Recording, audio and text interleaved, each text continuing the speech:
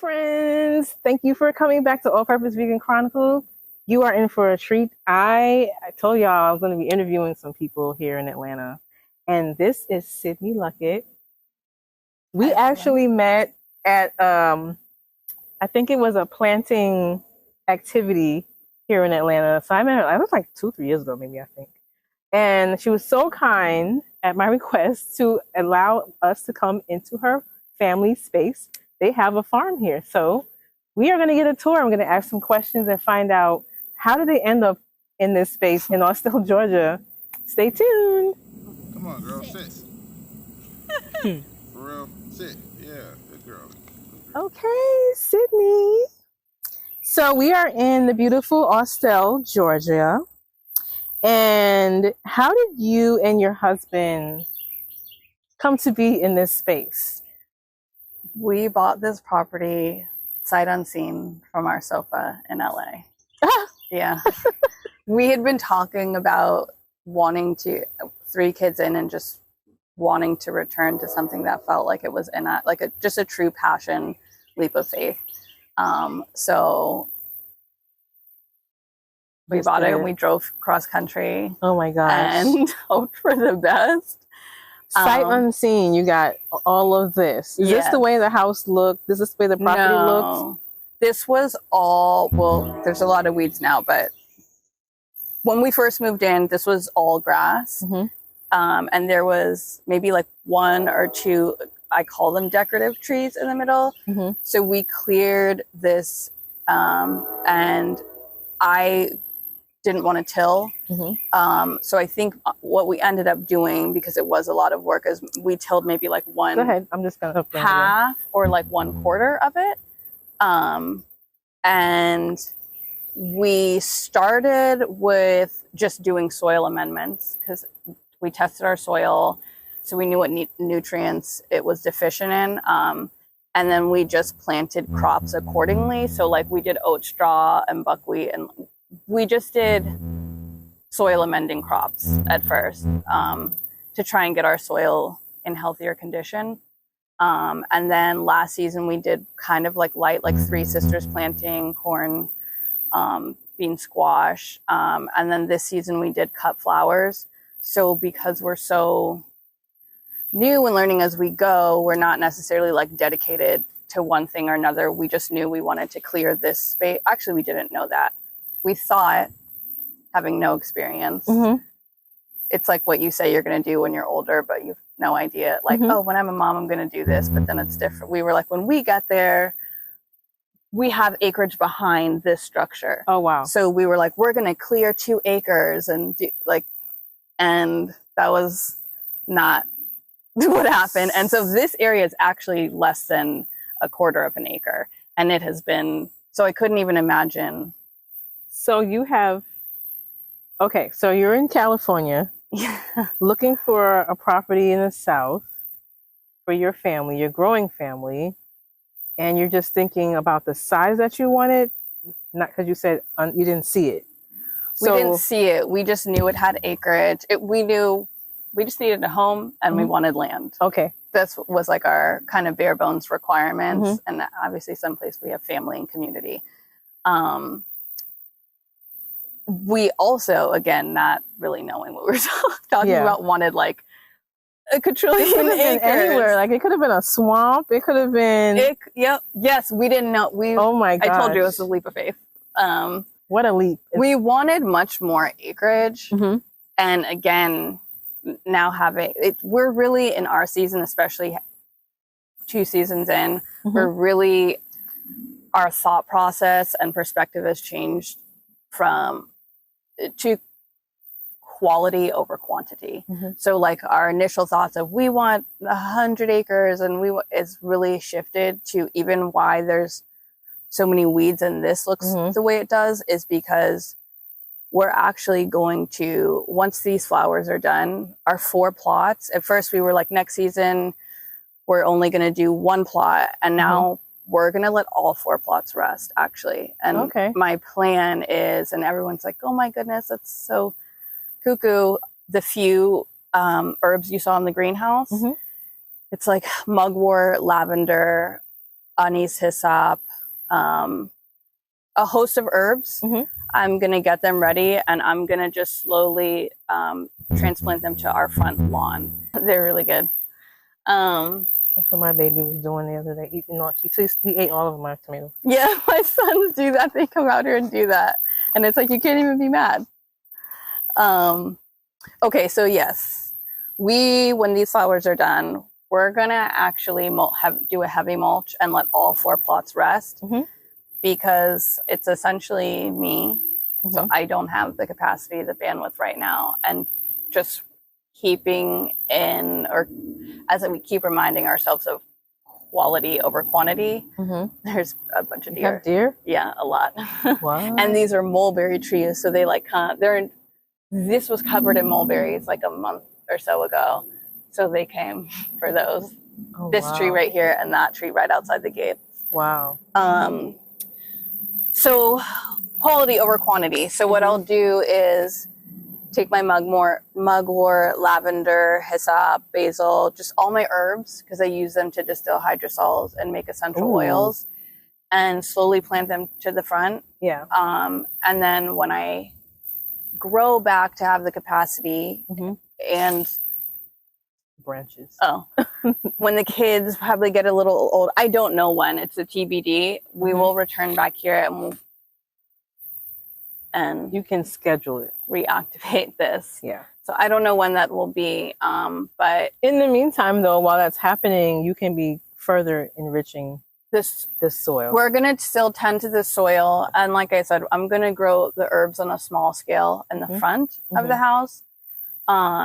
It'll just be much more manageable, and I'll be able to use the herbs, like I said, for my hydrosols and my essential oils. But it'll help.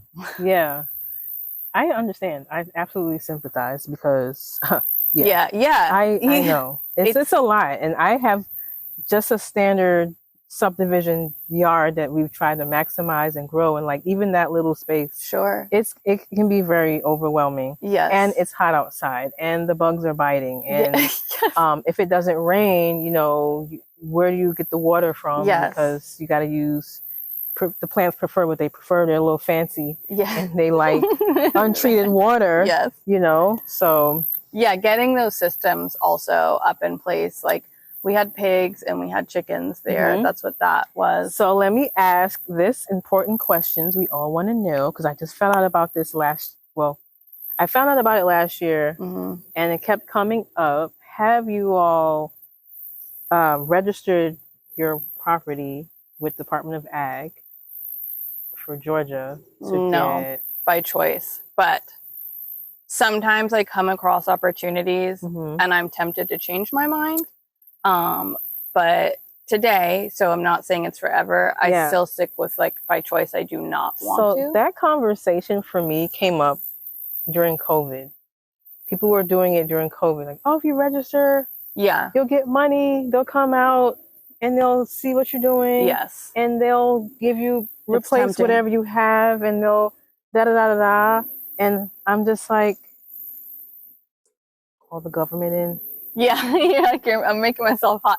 Yeah, so I feel like it's a contentious topic, and it can be it can be tempting, but I feel the way I haven't done it, and I've known about it, and it's so easy to do, so you probably don't want to, like me. I feel like someone else, like with a 8-acre farm, like a public space, that benefits them, but me and my home, to invite the government in to survey and assist me, and then maybe 10 years later, and look what they did with the oranges and all the things in Florida. Cut down your trees and cut down this and do that. So that's the kind of, I was just like, they just did that. That just happened. So I feel that's why I'm hesitant. Even like the rain barrels. I have rain barrels. I got mine from the city. I got 2 of them free and 1 I paid for. And then there's other states where you cannot collect rain. I didn't know that. Yeah. So who's to say you're registered and you're doing something, and next thing you know, they're like, oh, knock, knock, knock. All the stuff you got in the back, take it down. You're kind of putting yourself on a grid, and I think for some people it might be helpful. But that thought also was in the back of my mind, which is I went through the process to do it, and then at the last minute I was like, I don't really feel right about this. And like I said, it's sometimes tempting for certain opportunities and farm grants and all these things, but I don't know. I just kind of went with my gut. Where does the information go? Yeah, I could go get a little like conspiracy theorist, and that's why I was like, no, I'll pass. Especially during COVID, because it was just like very uncertain. I'm on the other side, and everyone else is like they're listening and feeding on it. Yeah, and I'm just like, that sounds ridiculous. Yeah. Why are y'all believing this? And also what you said, when your home is on the same, because it goes to your tract of land. So once you do that, it's like all attached. So if maybe it was a separate plot of land that wasn't also our home, that might public. Be. Sure. I don't want it to be public. Is it going to be public information? Yeah. You know, so I definitely understand. I was curious to know. Why do people that eat farmers you ask, are they usually I only know 2 or 3 people that have done it, and she hasn't had any problems. Yeah. She's not, well, she's in Mableton. Which I feel like Mableton and Austell are similar. Yes. In their city coordinates and things like that. Most people in Mableton have space like this. I feel like it's different. I'm in Atlanta in a subdivision. Totally. So I'm just like, oh no. Yeah. Maybe doing all these things. You know? I don't know about that. So excellent. I love that for you. Let me see. So, and when did y'all move in here? Around 2 years ago. So we moved here like a few days before Christmas. And then we were like we didn't even have like our beds and furniture. And so let's say it was like December 20 something. January 2nd is when we came out here and we started to clear the land. Like the kids were here. They were laying down cardboard, like pulling things up.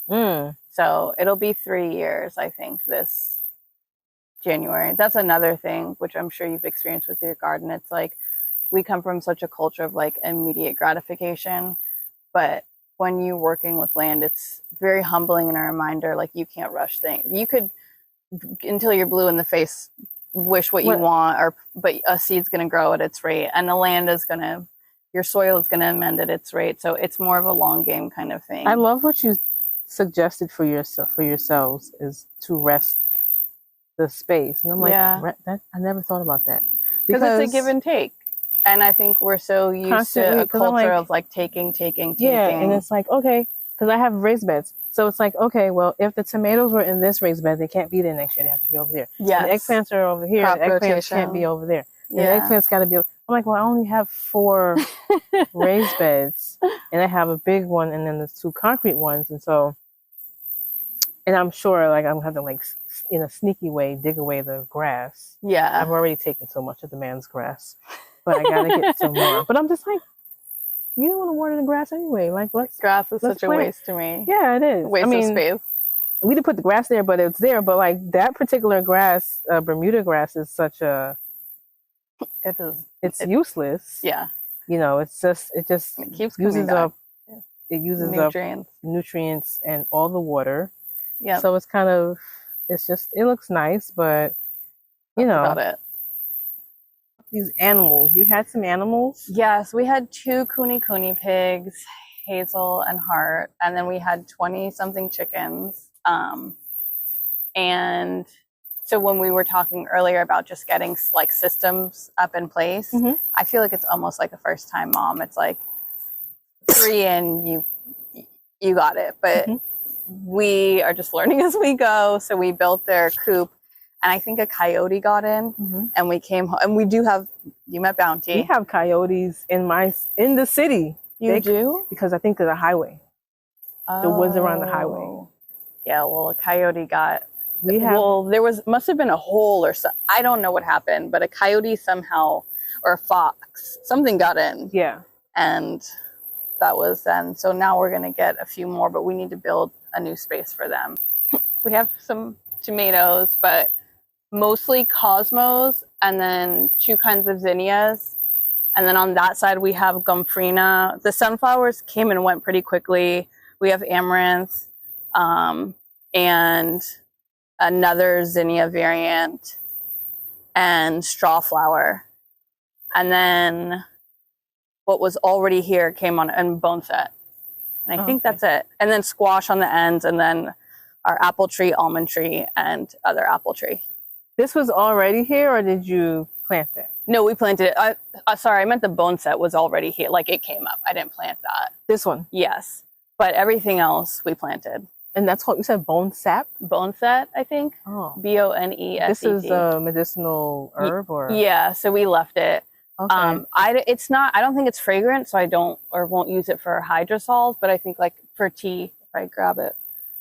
Okay. That's what my focus is moving forward, is to grow for hydrosols, essential oils, and teas, because I just will distill it. What's a hydrosol? Is that like a tincture, or? No, hydrosol. So I have a distiller, and when you make essential oil, you use a steam distiller.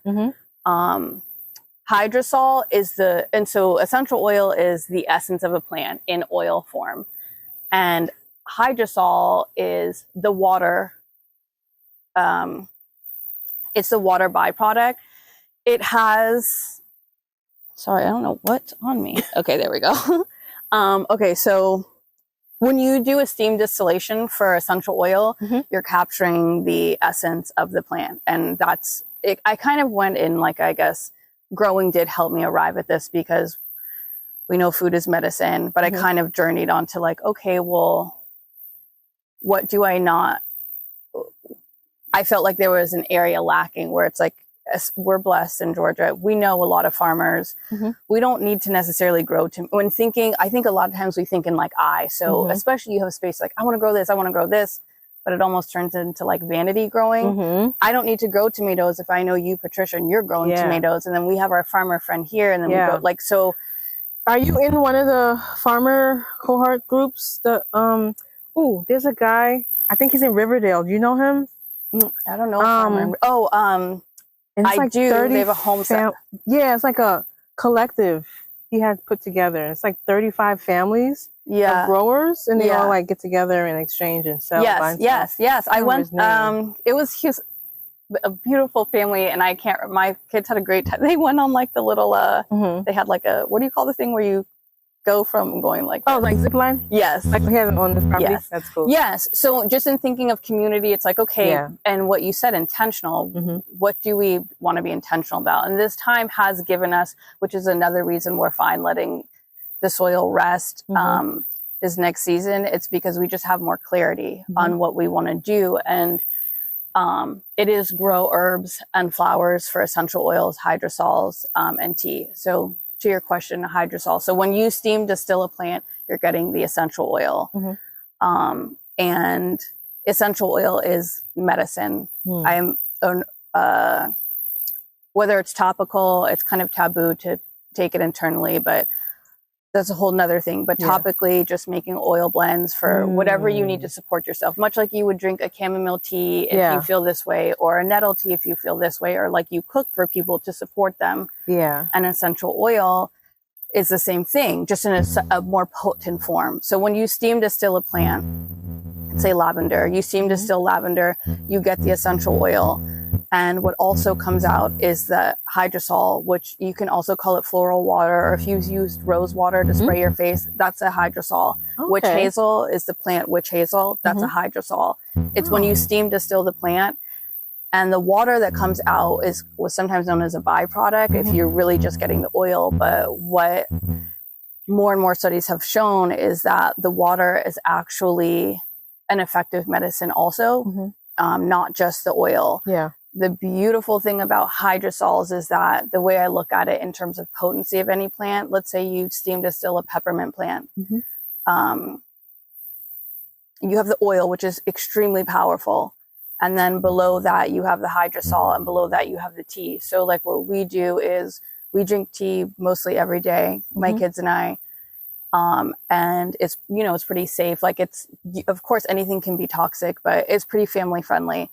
Hydrosol, in terms of potency of plant medicine, is about like 20 times more potent than tea. So if you have peppermint hydrosol, like your clients would probably love, like Aurora makes lavender spritzers during the summer with lavender hydrosol. So you can use it topically. I spray it for like household cleaner. You can also use it like to add the plant essence to a drink in culinary or to a food. Yeah. And then above hydrosol is essential oil. Like, you know, no one's going to gulp down a bottle of essential oil. You'll probably die. But hydrosol is kind of in the middle, I'd say, in terms of potency and effectiveness of tea and essential oil. So once we were already doing that before growing. So growing just gave us time to figure out, like, okay, what can we do? And I think the reason it's so important is because, much like our food, we're mostly aware of like how convoluted and it can be if you don't know your farmer. Yeah. But with essential oils, it's the same thing. And so when people are taking this and thinking of it as medicine, like you make a salve and you add lavender essential oil or a chamomile balm, or you put whatever it is, the way it is done on a mass, when it's mass produced, we're not even talking about if the plant was sprayed. But if it was, let's say, and then you go to steam distill something that you're intending as medicine, you're also capturing, you're not only capturing the good and the medicine of that plant, but you're also capturing the pesticides along with it. I don't spray. I try not to. Yeah. I don't want to spray nothing. And so to be able to make medicine in the form of essential oil, hydrosol, with plants that are coming from a clean place or a farmer, either here or farmers that we know and trust, it allows you to actually get the medicine and not the poison along with it. Yeah. And then the way you steam distill on a small scale, you just use water. But on a mass scale, you use hexane or other chemical solvents. Wow. So that's what is used because it extracts more oil from the plant. And because obviously scaling up is a goal and profit is a goal, they're not even steaming it with water. They're steaming it with chemicals that then trace into what you're thinking is your medicine. I kind of digress, but that's really what our goal is. And how could somebody like me start small and focus? Like, should I look at what I have in my yard now and then behind my fence, which is wild? Yeah. And so like behind the fence, I had pokeberry. Oh, nice. And then I had, so I'm aware, like some things I'm like, I think this is good. Yeah. Yeah. I think this is something good we can use. And then I have like huge dandelion and like, you know, those things. Yeah. Do I just like take pictures of them and just like figure it out, find a book? And I actually do have a few edible garden books that I have. Yeah. Because everything is, what be an indicator of what's good is it like wherever I see birds? Like say for like I have berries behind there, like we don't eat them, but like I saw the birds back there. I don't know. What I do is I do what you do. I either reference books. I being a very like not technology person, I'm surprised, but sometimes my apps work like to just snap a picture and they're good at identifying things.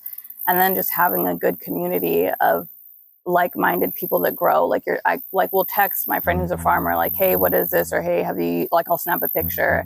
And I think between those three, I'm usually able to figure something out, either like a farmer friend or grower, someone who grows or someone who's knowledgeable about food or plants or another herbalist. I love, like, I found like the growing community in TikTok, in Instagram, in YouTube. It's so many people. And they're so people. It's a community of generous people. I don't think people are like trying to safeguard. And I people think are always like, can we share seeds? Yeah.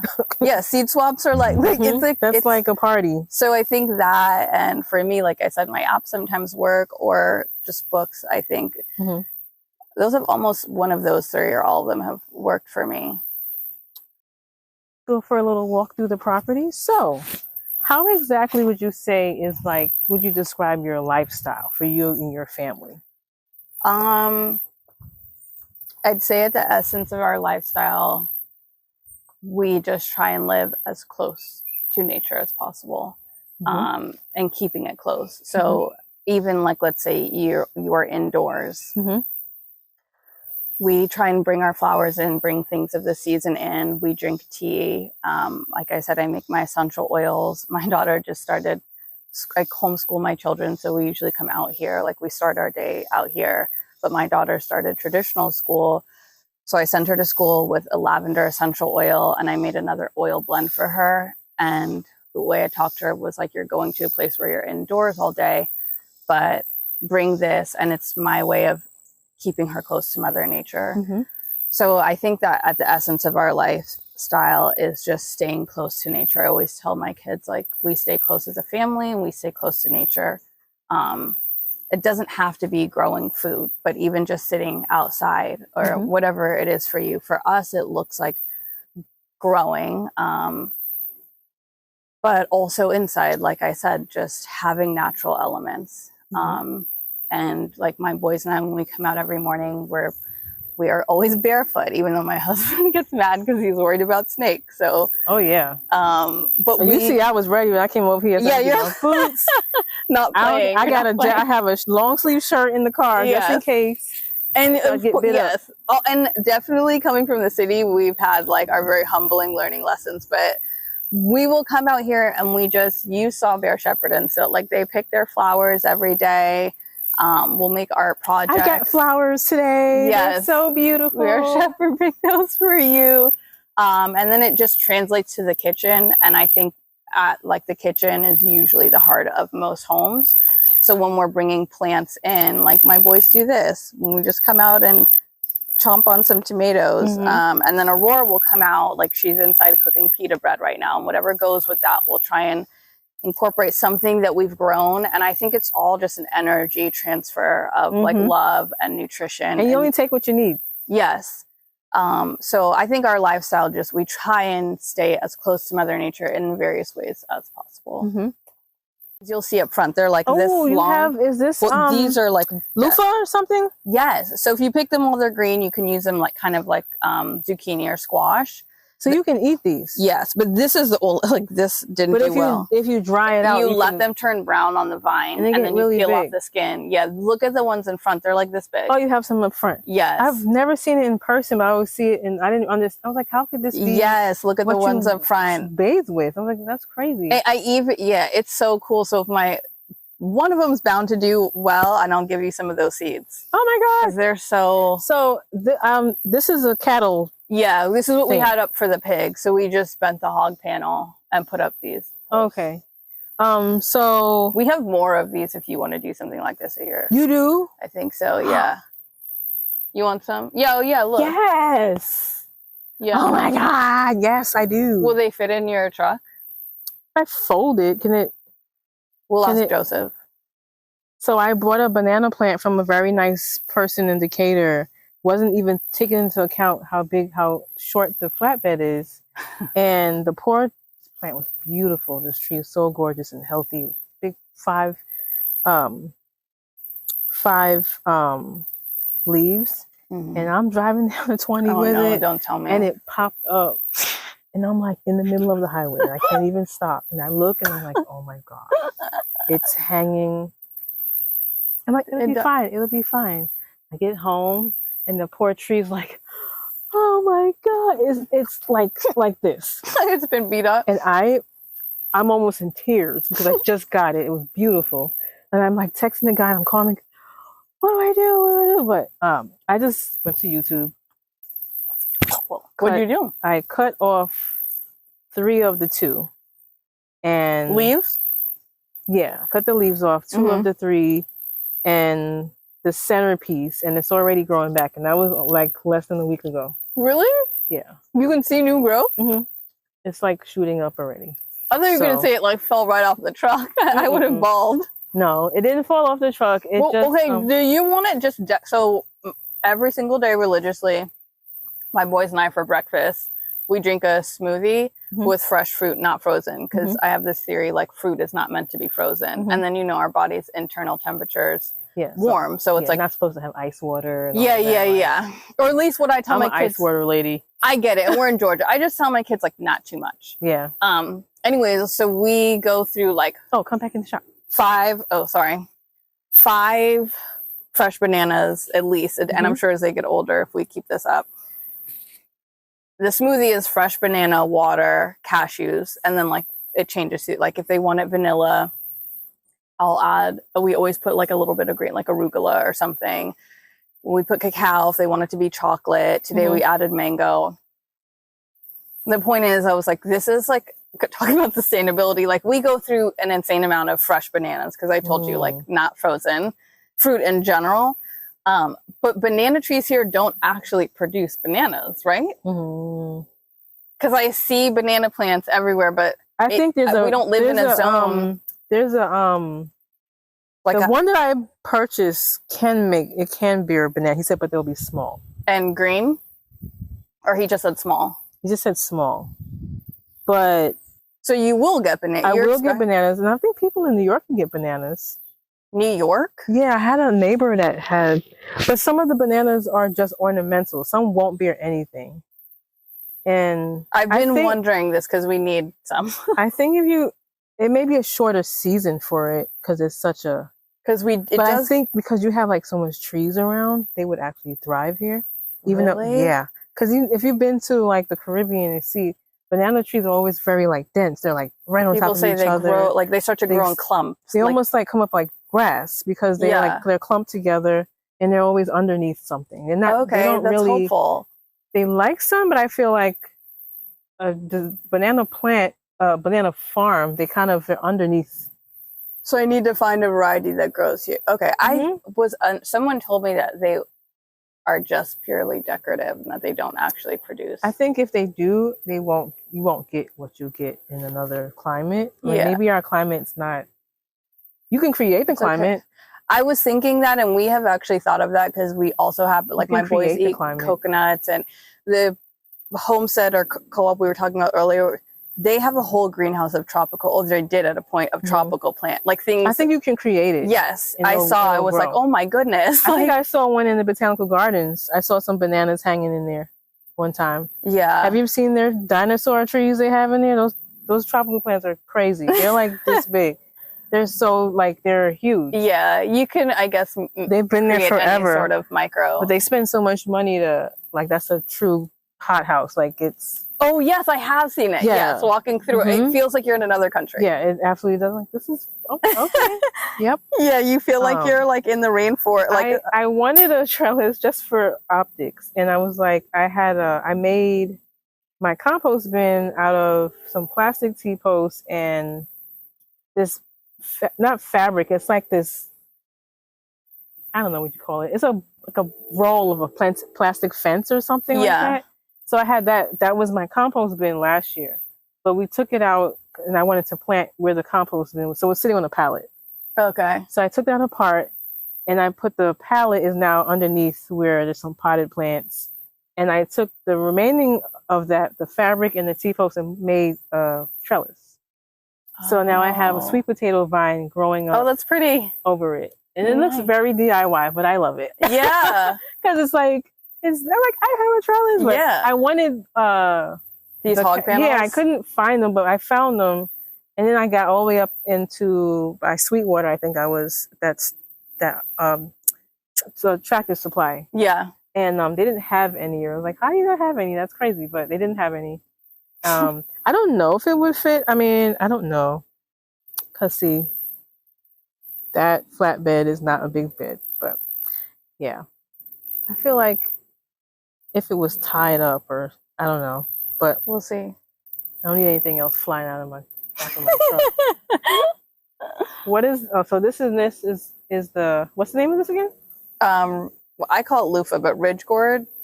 I think. I don't know the Latin name or the. And then you said is like the last one?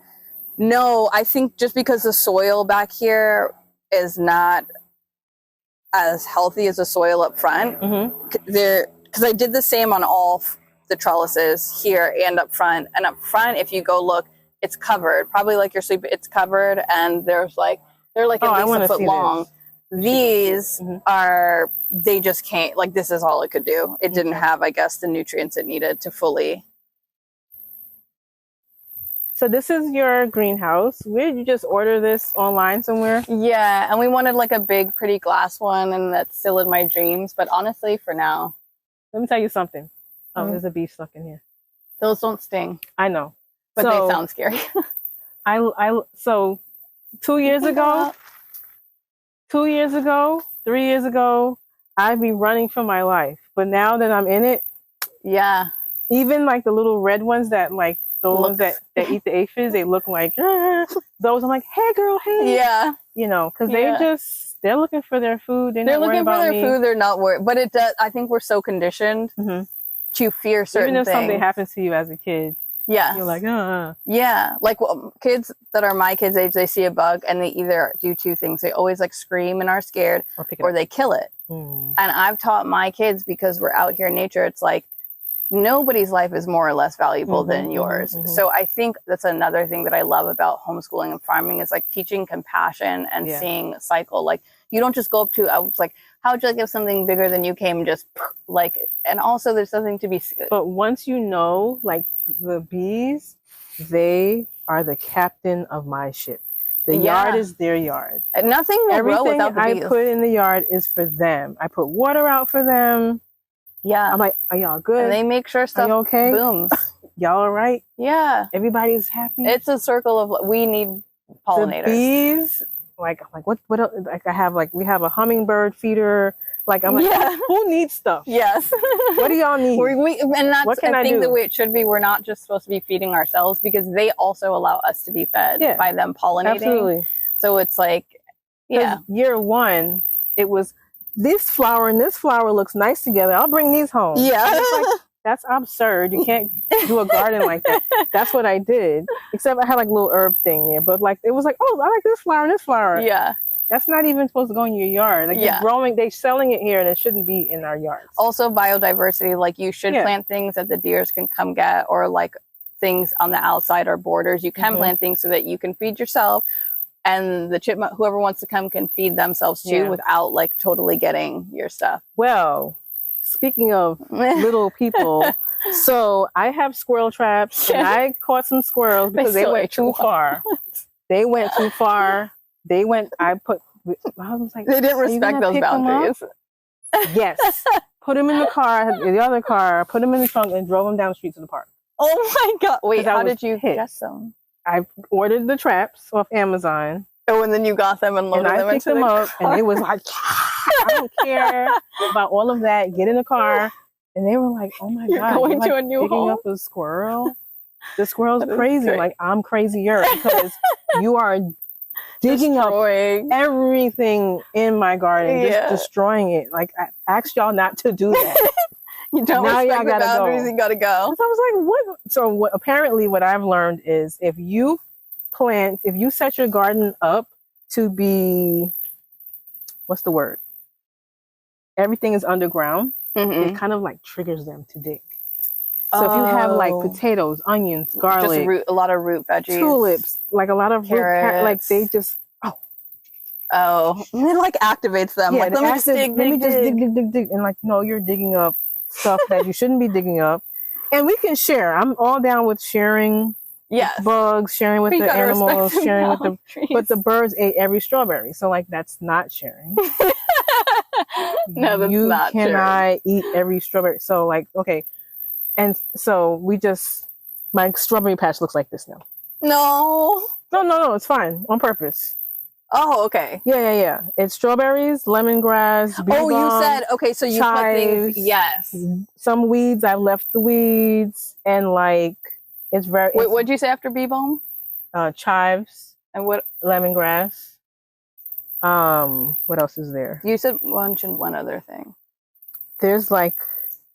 It's bee balm, lemongrass, there's some weeds, there's some chives, there's some like other wild flower thorny things. And that work? They just cover it. Oh, okay. So the birds are just like, they see the color. Yeah. And they know. Yeah.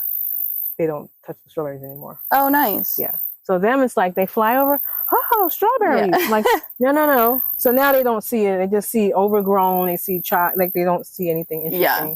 And then the peach tree is there, and then I have like my herbs and stuff. But yeah, what you're talking about, I feel like, I didn't understand everything you were saying. Like that's more, I want to be very purposeful and intentional about what we're planting. Yes. Not just trying to get the vegetables. Like totally. The vegetables are great. I could buy the vegetables, but like what you're talking about, the medicinal benefits of having that, just drinking something every day. Yes. That's the one. Yeah. I feel like it is. It's really like life changing. And I feel like just from my own experience and taste the moringa. It's really good. Yeah. I'm always, when I have my little moringa, Did it taste a little spicy to you at the end? I couldn't tell if I was imagining that or not. That tastes really good. No, I don't get anything right now. Oh, maybe. Off this one? Yeah. My boys and I were eating it like on the way home when we got it. Oh, a little bit. Very like subtle. Tiny bit. Really subtle. Okay. So what I like to do, I have people over, and you have to come over. Yes. I like to have people come over and we make salads with whatever we can find. I've seen, and I love. And we just when I will eat a salad for breakfast, lunch, or dinner. When you leave, if I haven't had something hearty, when I go in, I'm gonna make a huge salad. And it's so gratifying. And I don't have much now, like on the heavier stuff, but I have like the toppings. So I'm like, okay, I'll just get something and then I'll grab like my flowers. Salad fest. Marigolds in my salad. That's so pretty. Edible flowers in the salad are like, I'm sure they're nutritional, but I don't even know the nutrition because they're so beautiful. I'm just like, this is amazing. Amiko says it's the DNA. You're consuming the DNA. Yeah. So it's very pure. That's like flower essences. And that's like hydrosols too. It's you're literally like absorbing the energy, if nothing else, but also other things of that flower. Yeah. I love that. Like my lavender hydrosol. I love like what you're saying. It makes sense to you, but like when I do it on accident, it's ancestral. I'm like, oh my gosh, I don't know how I know. I'm just tapping in. You just know. I'm just tapping in. You just know. It's just my ancestors. They're just guiding me. Yeah. So what do you have in here? I think you have meringue. Mugwort. Okay. These are... Oh, this is mugwort. Mugwort? Wort. W-O-R-T. So it's a good tea. It looks like parsley. Yeah, the leaves do, but minus the which I actually don't even know if that's variegated. Yeah. Parsley. These are mugwort. This is turmeric, moringa. The ginger I just put in. So this is rub this leaf and smell it. Is that catnip? No. Oh, I do have, no, I don't have catnip. I have skullcap in the front. You said this is turmeric? Yeah. So there's a flower in Home Depot they sell that looks like, I think it's a turmeric, it's in the family of turmeric. It's a variety of turmeric. So it's turmeric, but maybe not the one you eat, but it is turmeric and they sell it in there. Oh, wow. That's why I looked at it. I was like, wait a minute. If it has a big orchid looking flower on top of it. Like white and purple or something. Yeah. But I don't know if that you could use it. So the turmeric is the root. Yes, the root. Huh. So either when these leaves get brown or the weather gets cold, then I'll dig it up and it'll come back every year. Smell that. That is anise hyssop. Oh, I've never. Ew. It doesn't smell so good. So it was my boy's. I know the name, but I've never seen it. It's really good in tea. I make it for a hydrosol and essential oil. Yeah. I wonder if this would be good in a salad. Let me taste. I've never had it up the mouth. Holy crap! Oh my gosh. That's funny. I've never had it raw. Wow. That's so funny. I've never had it. It's so good. Wow. I can't even describe that. I mean, that was not what I was expecting. Allergies and asthma and all that coughing. This was a godsend. My boys, I think it was their first spring here. So they got super bad allergies. The spring was like pollen central. Hyssop is really good. It's like an expectorant. It helped clear their lungs. And even still, I'll make an essential oil and hydrosol, and I'll mix it with lavender, and I rub it on their chest. And so they drink hyssop tea every day through the spring to help maintain their. That's wild. I have never tasted the leaves raw. That's so funny. And you got a Swiss chard down there. Oh yeah, a little. And then these are. I don't either. And mustard greens, we grew a bunch of, and at first I thought I liked them, and then I was like, I don't. What is this? I don't know. What? Did you know what this is? With the little flower white on it? Yeah. What's flower? This? I actually, my app told me, and then I forgot the name, and I forgot the name of it. It has little blue flowers in some places too. This I cut the things off, and but it's the prettiest blue flower. It's called blue thistle. This is something. What's this sticking out right here? Is this Oh, rise. That's also it's turmeric. Oh, There goes that bee. girl, you got to get out of here. You're gonna drive yourself nuts. Start the cosmos and the zinnias from seed. Everything from seed. Everything Yeah. from seed. So you from in the ground, or did you do in the greenhouse? In the ground. What month? What time of the year did you do that? Like end of May? It's August right now. July, June, May. Yeah, I think in May. Okay. Yeah, I want to do that. And they just like safely come up and not they just. Yeah, it was beautiful to watch. The sunflowers too. The sunflowers were like super tall, but they died back really quickly. Did you have a lot of birds coming over here? I mean, like you said with your they it was pollinator destroyed. central, but it was good. It was a good mixture. I mean, the bees you can still see, the butterflies. Oh, you have is that a weeping willow back there? Yeah. That tree? Oh. Do you ever use that like to get things to root? People say it's a good, like if you boil willow bark with water, it's like a good natural rooting hormone. Oh, I don't know. And you said you do a lot of stuff from the store, so. I don't know. I have like rooting powder. Oh, okay. Yeah. Whatever that is. That has like, I think the same thing as aspirin. It's like a natural rooting powder. Oh. Yeah.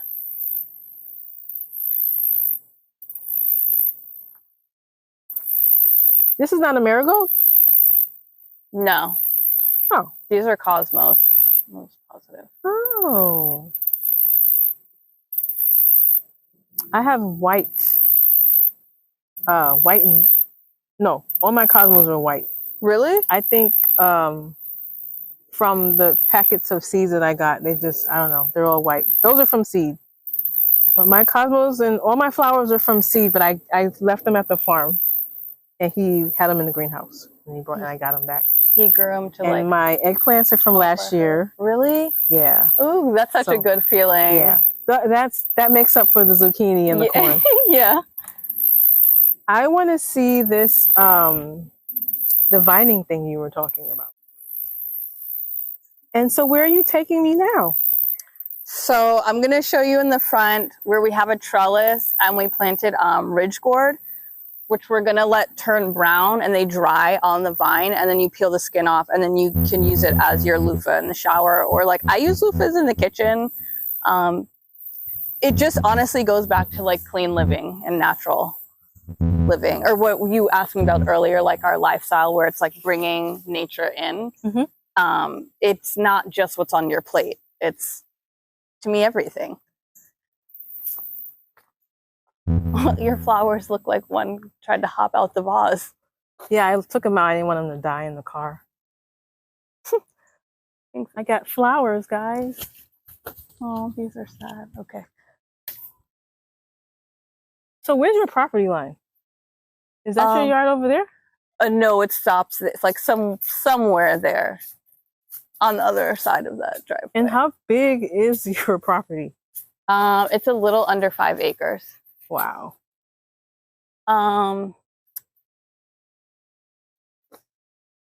Let's. Oh, there it is. Yeah.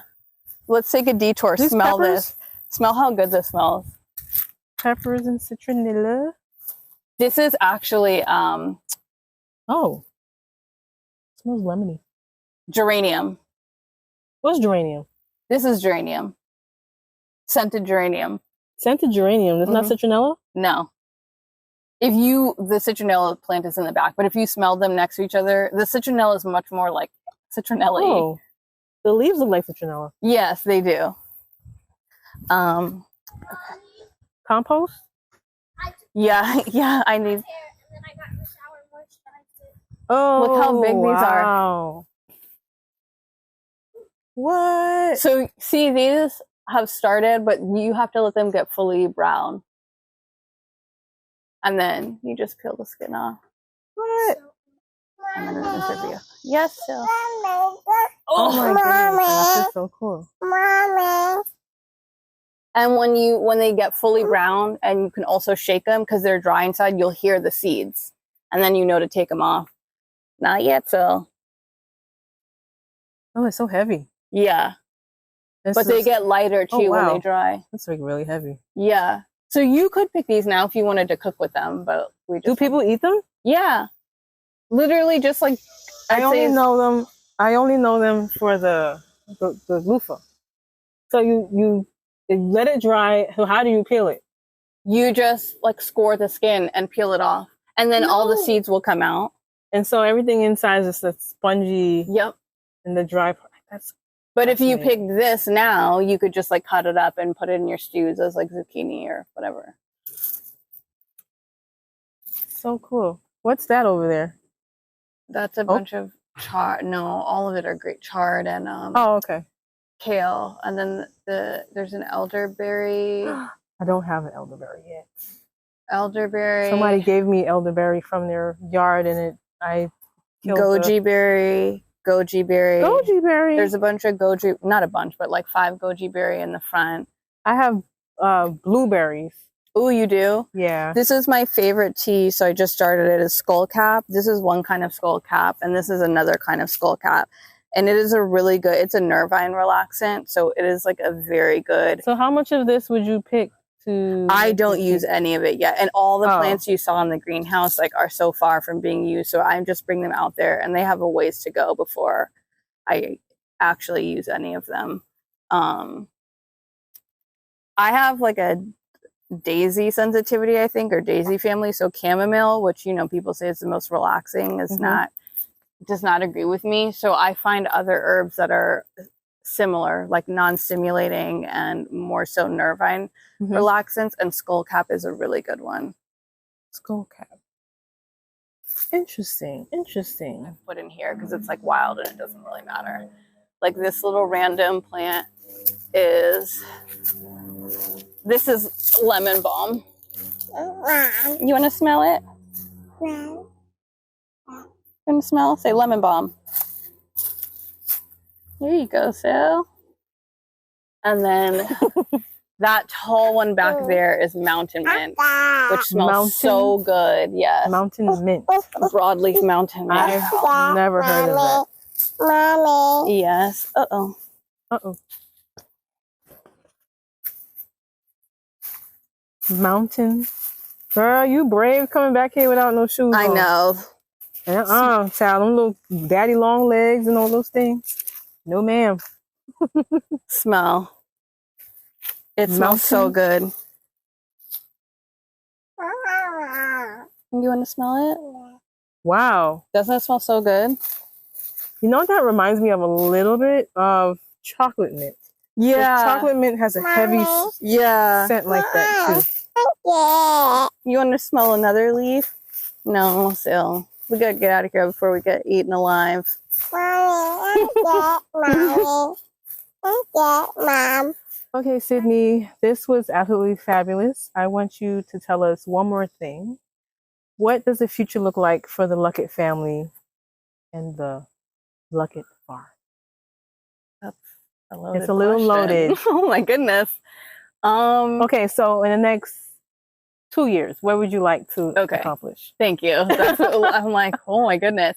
What I would like to accomplish is what I spoke about earlier, just growing what we're starting to focus on now. Yes. Okay. You want to go?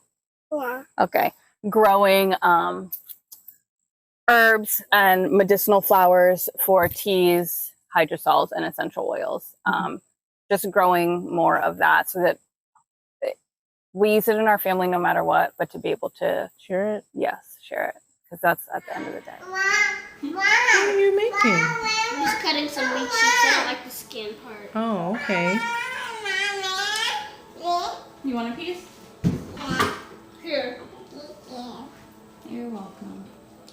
Oh, you're welcome. Scene. So we didn't know until we got here, but the mayor, Austell had the same mayor for 30 years, 30 something years. His name was Joe Durkin. And he built this house for he and his family. And the reason it was on sale is because then they passed away. So I think it's just Dad built this house. Dad built this house? Yes, when he was a kid. Oh, that's a good story too. Yeah. God built this house. I love that. Okay, so tell me, what do you want? I don't know.